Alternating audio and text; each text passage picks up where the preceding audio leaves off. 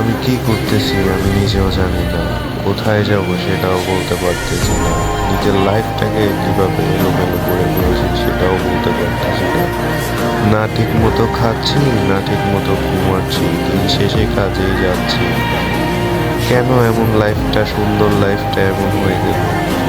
খুব খারাপ লাগে নিজের কাছে নিজের লাইফের কথা চিন্তা করে। না ভবিষ্যৎ নিয়ে চিন্তা আছে, না অতীতকে ভুলতে পারছি। কি করব জীবনে বলতেই পারছি না।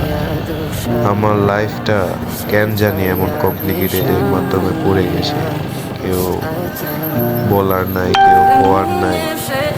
লাইফের পুরো এলোমেলো অবস্থা, নিজের লাইফকে নিজেই ধ্বংস করতেছি। কি কারণে কেউ তো বলতে পারবে? শুধু আমিই জানি কি কারণে।